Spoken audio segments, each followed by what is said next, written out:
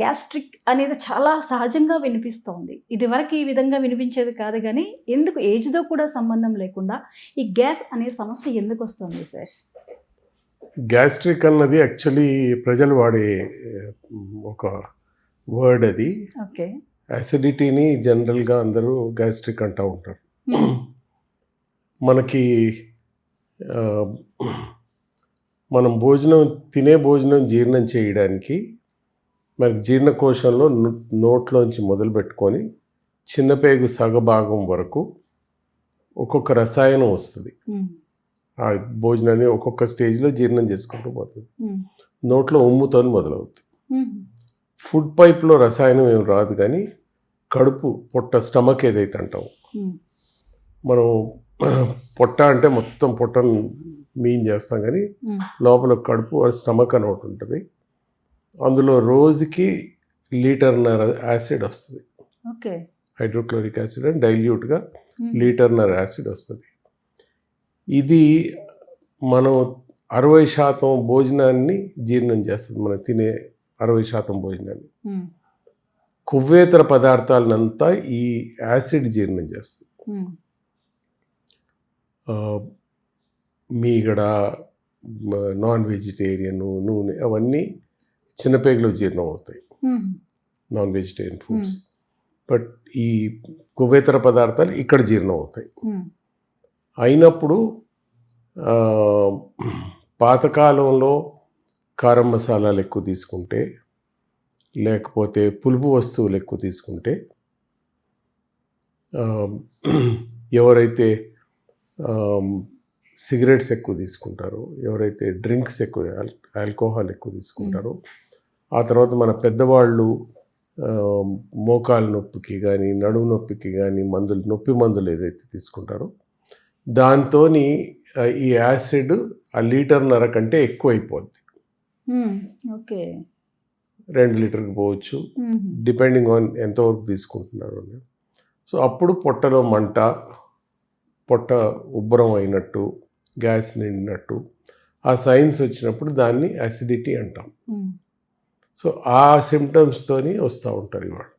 Okay sir. అందుకేనా మెడికేషన్లో ఉన్నప్పుడు compulsory tablets అనేవి ఫస్ట్ ఎర్లీ మార్నింగ్ వేసుకోమని సజెస్ట్ చేస్తూ ఉంటారు? నొప్పికి మందులు కానీ యాంటీబయాటిక్స్ కానీ వేసుకున్నప్పుడు చాలా యాంటీబయాటిక్స్ కూడా యాసిడ్ని ఇంక్రీజ్ చేస్తాయి. అయితే దాన్ని న్యూట్రలైజ్ చేయడానికి కొన్ని మందులు ఉన్నాయి. సో భోజనం, ఈ మందులన్నీ నొప్పికి మందులు కానీ యాంటీబయాటిక్స్ కానీ చాలా కంపల్సరీగా భోజనం తినగానే వేసుకోవాలి. ఉట్టి కడుపులో వేసుకుంటే యాసిడిటీ ఇంకా ఎక్కువ చేస్తాయి.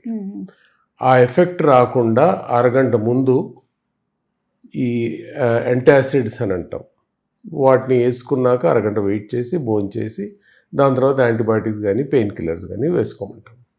ఓకే. అసలు జీర్ణ సమస్యలే రాకుండా ఉండాలి అంటే అసలు ఎలాంటి హ్యాబిట్స్ ఉండాలి సార్? ఎందుకు ప్రతి ఒక్కరికి ఈ ప్రాబ్లం అనేది చాలా కామన్ అయిపోయింది? నేను మీకు ఇప్పుడే ఒక స్పెసిఫిక్గా ఒక వర్డ్ చెప్పాను, మీరు క్యాచ్ చేశారో లేదు. ఇంతకుముందు అన్నాను, ఇంతకుముందు ఈ కారణాలు ఉండేవి. అంటే మేము మెడిసిన్ చదువుతున్న టైంలో 80-90లో ఎప్పుడు చెప్పినా కారం మసాలాలు ఎక్కువ తినకండి, పులుపు వస్తువులు ఎక్కువ తినకండి, సిగరెట్ల గురించి, ఆల్కహాల్ గురించి చెప్పేవాడు. సరే, నొప్పికి మందులు అయితే వేసుకోవడానికి ఇంకా దానికి వేరే చాయిస్ లేదు కాబట్టి తిన్నాక వేసుకొని, ఈ వీటి వలన ఇప్పుడే నేను మీకు చెప్పింది ఏంటంటే, ఈ యాసిడ్ అన్నది 1.5 లీటర్ కంటే ఎక్కువ అయిపోద్ది.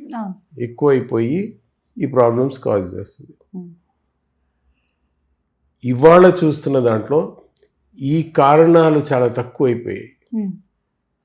ఇంతకుముందు 80% వాళ్ళకి ఈ కారణాల వలన అయ్యేది. ఇప్పుడు యాక్చువల్లీ చాలామందికి ఈ కారణాలు కాకుండా ఇతర కారణాలు వచ్చాయి 80% వాళ్ళకి. అవేంటంటే, అంటే మన దైనందిన జీవితంలోనే మార్పులు చాలా వచ్చాయి. మనం జీవించే పద్ధతులు అవన్నీ మార్చేసుకున్నాం కాబట్టి ఇది అవుతుంది. అయితే నేను మీకు చెప్పాను 1.5 లీటర్ యాసిడ్ రోజు వస్తుంది అని. మీరు పొద్దున్న బ్రేక్ఫాస్ట్ 8 గంటలకు తిన్నారనుకోండి, టిఫిన్ అంటాం, మధ్యాహ్నం భోజనం 2 గంటలకి, రాత్రి భోజనం 8 గంటలకి, ఒక 7:30కి మీరు ఇంకో అరగంటలో టిఫిన్ చేస్తారేమో అని అనుకొని మెదడు ఒక ఆర్డర్ ఇస్తుంది, కొంచెం యాసిడ్ తీసి రెడీగా ఉండు వచ్చే భోజనాన్ని జీర్ణం చేయడానికి. అంటే ఇది సామాన్య ప్రజలు అర్థం చేసుకునేలాగా చెప్తున్నాను, క్లారిటీతో. వాళ్ళు కామన్గా వాళ్ళు ఎలాగ అర్థం చేసుకుంటారో అలా చెప్తున్నాను. సైంటిఫిక్గా కాంప్లికేటెడ్ ఉంటుంది, బట్ వాళ్ళకి అయితే 7:30కు వస్తుంది. మీరు 8 గంటలకి బ్రేక్ఫాస్ట్ టిఫిన్ చేయకుండా 10 గంటలకు తింటే వచ్చిన యాసిడ్కి జీర్ణం చేయడానికి భోజనం లేదు కాబట్టి పొట్ట గోడ మీద కురుపులు తీసుకురావడం మొదలెడుతుంది. దాని ఎఫెక్ట్ పొట్ట గోడ మీద పడుతుంది. పొట్ట గోడ మీద పడి అప్పుడు ఈ సిమ్టమ్స్ వస్తాయి. అయితే పొద్దున్న 8 గంటల నుంచి మధ్యాహ్నం 2 గంటల వరకు 6 గంటల టైం ఉంది. మళ్ళీ 2 గంటల నుంచి రాత్రి 8 గంటల వరకు ఇంకో 6 గంటల టైం ఉంది. ఈ 6 గంటల్లో జనరల్గా స్టమక్ అన్నది, పొట్ట అన్నది ఖాళీగా ఉండదు. మీరు పొద్దున్న 8 టిఫిన్ చేశాక మధ్యాహ్నం భోజనం 2 గంటల వరకు ఏ టీ అయినా తాగుతారు, మీ ఆఫీస్లో కానీ ఏదైనా టీ అయినా తాగుతారు, లేకపోతే బిస్కెట్ ఉంటే బిస్కెట్ తింటారు, ఏం లేకపోతే మంచినీళ్ళు తాగుతారు. మళ్ళీ మధ్యాహ్నం 2 గంటల నుంచి రాత్రి 8 గంటల వరకు కూడా అలాగే అదే పరిస్థితి, ఏదో తీసుకుంటారు తింటారు. చిన్న టైం గ్యాపు, 6 అవర్స్ గ్యాపు, అందులో పొట్ట ఖాళీ ఉండడం లేదు. కానీ రాత్రి 8 నుంచి మరుసటి రోజు 8 వరకు పెద్ద గ్యాప్, 12 గంటల గ్యాప్, 6 అవర్స్ కాదు, డబుల్ గ్యాప్. అండ్ ఆ గ్యాప్లో మీరు పడుకోవడం తప్ప ఇంకేం చేయడం లేదు. రాత్రి భోజనం చేశాక పడుకోవడం తప్ప ఇంకేం చేయడం లేదు. సో 12 అవర్స్ మీ పొట్ట ఖాళీగా ఉంటుంది. అందుకే యాసిడిటీ ప్రాబ్లమ్స్ ఎక్కువగా పొద్దున్న 4 గంటలకి, వేకోజామున 5 గంటలకి సార్ నేను పొట్ట మంటతో లేచి కూర్చున్నాను అంటారు.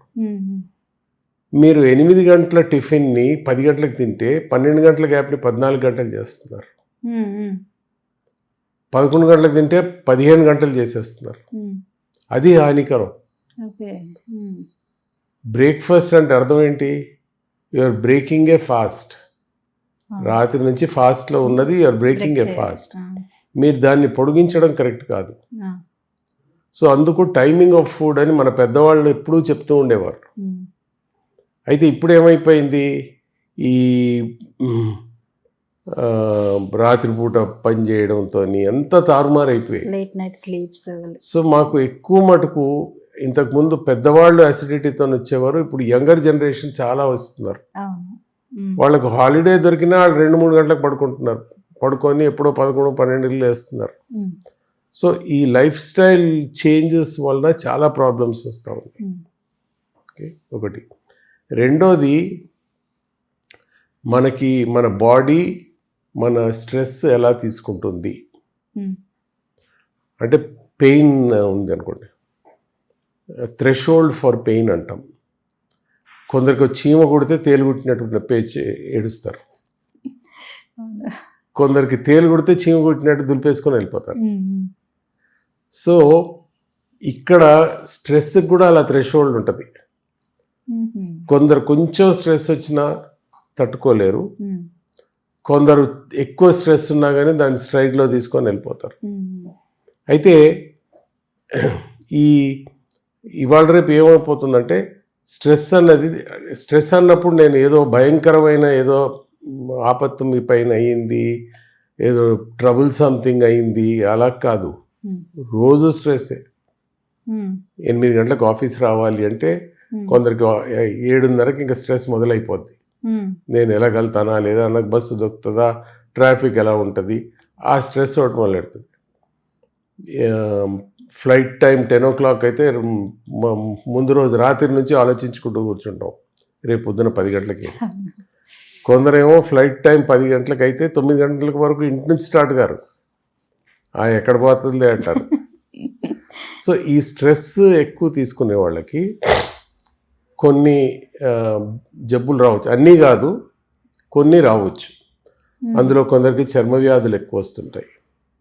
స్ట్రెస్ వల్ల స్ట్రెస్ వల్ల చర్మ వ్యాధులు రావచ్చు. దగ్గు జలుబు ఎక్కువగా వస్తూ ఉంటాయి కొందరికి. ఆస్తమా ఉన్న వాళ్ళకి ఆస్థమాటిక్ అటాక్స్ ఎక్కువ వస్తాయి. అలాగే యాసిడిటీ ఉన్న వాళ్ళకి యాసిడిటీ కొందరికి వస్తుంది. కొందరికి లూజ్ మోషన్స్ రావచ్చు, కొందరికి మలబద్ధకం రావచ్చు. ఓకే, సో ఇవన్నీ స్ట్రెస్ మేనిఫెస్టేషన్స్. అయితే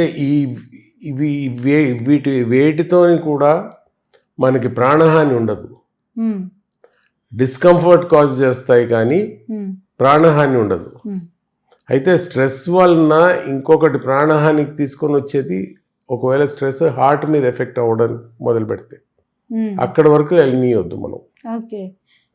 సో ఇందులో అసిడిటీ ఒకటి ఇవాళ రేపు చాలా గట్ బ్రెయిన్ కనెక్షన్ అని అంటున్నారు. అది టిపికల్ ఇదే నేను ఇప్పుడు మీకు ఎక్స్ప్లెయిన్ చేసింది. ఓకే, సో వీళ్ళకి ఎక్కువ వస్తున్నప్పుడు ఒకటి ముందు చెప్పాను, టైమింగ్ ఆఫ్ ఫుడ్ కాపాడుకోవాలి. రెండోది ఇది కూడా ఇవాళ రేపు జనరేషన్స్ ఈ పని ఒత్తిడి ఇది తీసుకోలేకపోతున్నారు. స్ట్రెస్ ఆర్ పేరెంట్స్ కూడా పిల్లల ఒత్తిడి, పిల్లలు చాలా మా 10th పాస్ అవుతాడా లేదా, 10th ఫస్ట్ క్లాస్ ఫస్ట్ వస్తాడా, స్టేట్ ఫస్ట్ వస్తాడా, ఇదే కాన్సన్ట్రేషన్తో పేరెంట్స్ స్ట్రెస్, ఆ పేరెంట్స్ పెట్టే స్ట్రెస్తో పిల్లలు. సో వీళ్ళకి ఈ ప్రాబ్లమ్స్ అన్నీ వస్తూ ఉన్నాయి. సో దీనికి అదైతే టైమింగ్ ఆఫ్ ఫుడ్ ఇంకా అది ఫిక్స్డ్, అది మీరు చేసుకోవడం మీ చేతిలో. దీనికి కూడా ఉన్నాయి కొన్ని చిట్కాలు. స్ట్రెస్ తగ్గించుకోవడానికి one of the best methods మంచి ఎక్సర్సైజ్, కార్డియో ఎక్సర్సైజ్. అంటే ఏదో భార్యాభర్తలు చేతులు పట్టుకొని పార్క్లోకి వెళ్ళి డ్యూయట్లు పాడడం కాదు, బాగా చెమట వచ్చేలాగా ఫాస్ట్గా నడవడం. దాంతో హార్ట్ రేట్ ఇంక్రీజ్ అయ్యి కొన్ని ఎండార్ఫిన్స్ అని రిలాక్సేషన్ హార్మోన్స్ రిలీజ్ అవుతాయి. ఇది కాకుండా మీకు రెండోది యోగా చేయొచ్చు, ప్రాణాయామ అలాంటివి చేయొచ్చు, మెడిటేషను. ఇది కాకపోతే చాలా స్ట్రెస్ అయిపోతే మేము కొందరు మాలో కొందరు ఇంతకుముందు సైకాట్రిస్ట్ అనేవారు, ఇప్పుడు కౌన్సిలర్ అంటున్నాం, వాళ్ళ దగ్గరకు పంపిస్తాం. కానీ నా ఆర్గ్యుమెంట్ ఏంటంటే, ఏదైతే మీరు కంట్రోల్ చేసుకోగలుగుతారో దాన్ని వేరే వాళ్ళతో ఎందుకు కంట్రోల్ చేయించుకుంటారు? ఒక సైకాట్రిస్ట్ దగ్గరికి వెళ్ళి మందులు తీసుకొని అతనితో ఎందుకు?